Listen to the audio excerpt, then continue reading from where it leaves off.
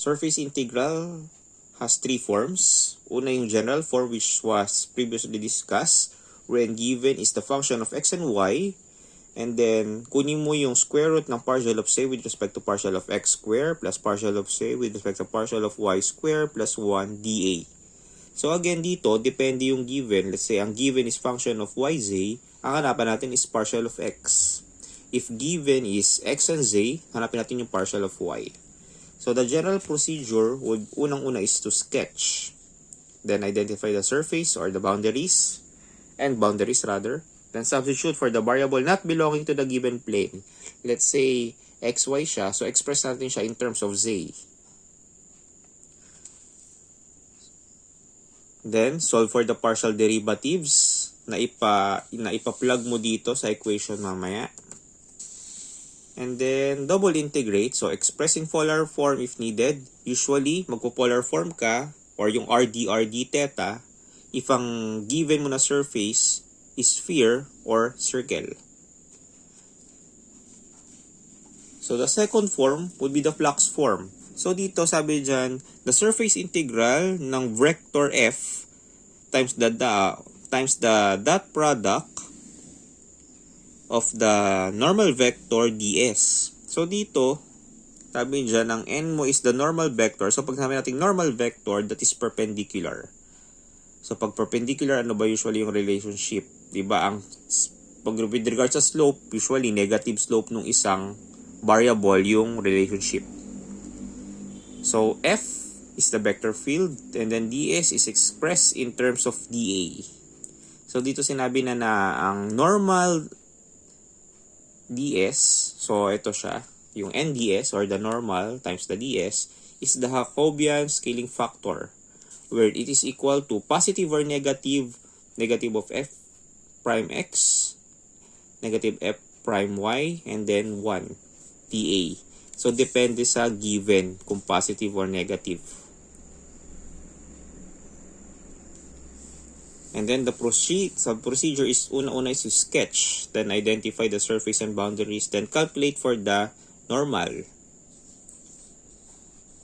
After that, consider the say direction, so project it in the xy plane. So, pag sinabing ang given naman is yz, so project ka sa x direction. Kung ang given is x and z, project ka sa y direction. And then parametricize for the remaining plane or for the given plane. After parametricizing, double integrate.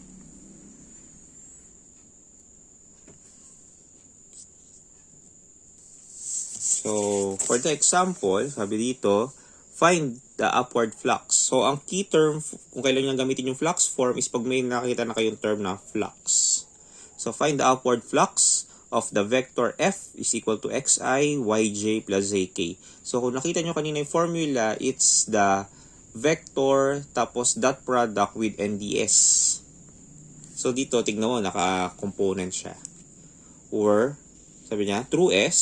So, f, vector f, xi plus yj plus zk, true S, where s is z is equal to 4 minus x square minus y square above the xy plane. So, ito yung given S. So, above the xy plane, ibig sabihin, wala yung z. Kaya naka in terms of z ito eh. So, pag in-sketch mo siya, ganito magiging itsura niyan. So, alam nyo naman na yung 4 minus x square y minus y square, di ba? Ang z mo dyan is equal to 0 since nasa xy plane eh. So, walang element ng z. So, tingnan nyo dito. Z is equal to 4 minus x square minus y square is equal to 0 kasi nga xy plane siya. So, kung titignan mo yung figure mo, since ito yung x and then this is the y plane,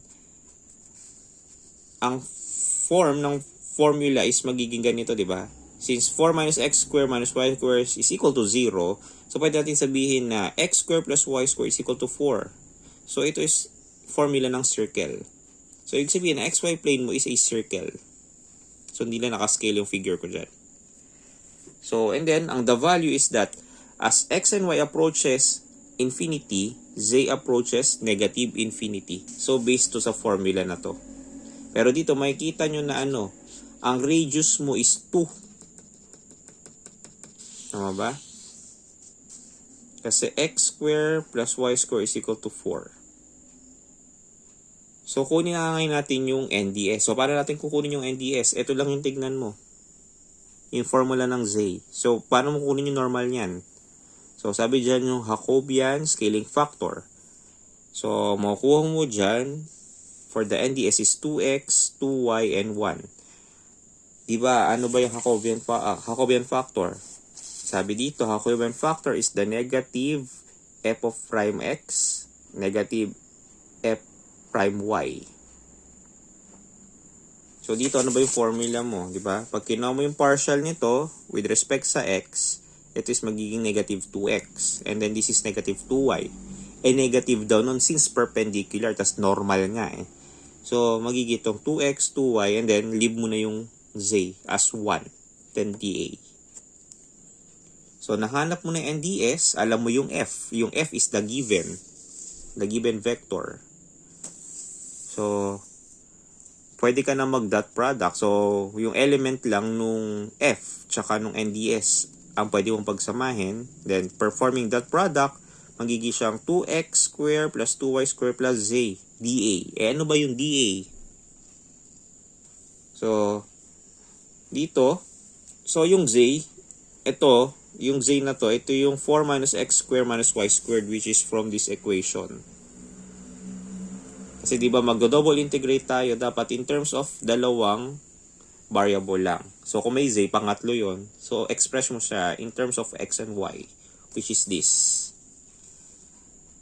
And then dA, so sa dA, since ang base mo is a circle na nasa xy plane, ibig sabihin, parametricizing, ang gagamitin mong dA is rdr d theta. So, alam mo na ang radius is 2. So, ang dr is, ang interval ng dr or ng dr, tama, is from 0 to 2. And then, ang pi is from 0 to 2 pi.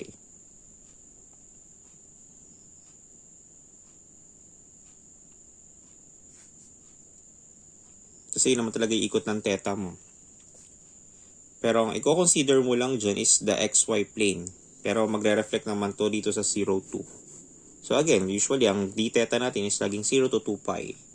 So perform natin yung integration, double integration, na magiging sagot is 24 pi.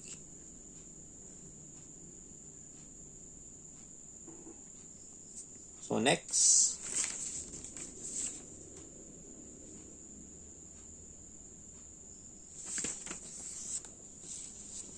Next form and the final form is vector form. So sabi dyan, vector form, the double integral of it would be equal to FR UV times the magnitude of RU times RV. So dito RU is usually RX and then RV is the RY. So sabihin natin ito is X and Y. Parang ito lang yung usual form na makikita sa book. So ang procedure is number 1, solve for the parametric equation if not given. And then solve for r prime x and r prime y. So, ito is vector. Vector din ito. Then, perform the cross product to attain the magnitude. So, paano ba pagkuha ng magnitude? Diba, from your calculus 3, square nyo lang yung x and y component. And then, kunin mo yung square. Add mo yun, then kunin mo yung square root. Then, after that, after makuha mo yung magnitude, is double integrate with respect to this formula. So, multiply mo tong quantity na to times the cross product of RU and RV. So, example number 2. Evaluate the z.ds, where s is the upper half of the sphere of radius 2, given by the vector r of xy is equal to 2 sine x cosine y I plus 2 sine x cosine y j plus 2 cosine x k. So, pag in-sketch natin yan, ito siya, since the vector of r na in terms of xy, so in xy plane, so ang magiging value natin for, or rather interval for x is from 0 to 2 pi. Kasi bilog yan, di ba? Bilog yung ilalim mo eh. And then, since half lang siya, half sphere, kalahating sphere, sabihin, ang height nito ng y mo is from 0 to pi over 2 lang.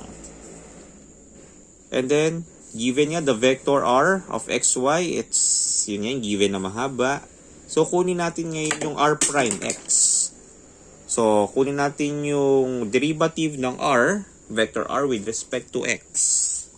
So, kunin mo lang daw yung derivative nito with respect to x, which is this.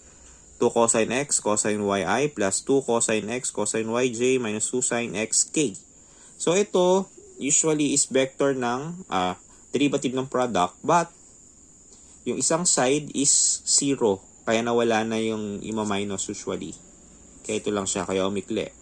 So, kunin natin yung r prime y. So, with respect to y ng vector r. So, magiging siya negative 2 sin x sin yi minus 2 sin x sin yj plus 0. So, nakuha mo na yung r prime ng x and r prime y. Pwede mo na ngayong gawin yung cross product. So, for the cross product, so review ng calculus 3. Cross product, gawa ka ng matrix. So, nakuha mo na may mga element dito, di ba? So, ito yung element of x, element of y, element of z. So, same as dito. X, y, and z element. So, gawa ka ng matrix. Kasi ang kukunin mo is the determinant nun eh. Tas yung magnitude. So, yung performing that, so ijk, so copy mo lang yung mga elements na nakuha mo kanina doon sa r prime x tsaka r prime y. So, ito siya. And then, kunin mo yung determinant nito. So, since 3 by 3 siya, copy mo yung first tsaka second column. Then, do the Cramer's rule. So, after that, so, nakuha mong determinant is negative 4 sin squared x sin y I plus 4 sin squared x sin yj. So, this is the x and this is the y component. So, makakuha mo na ngayon yung magnitude.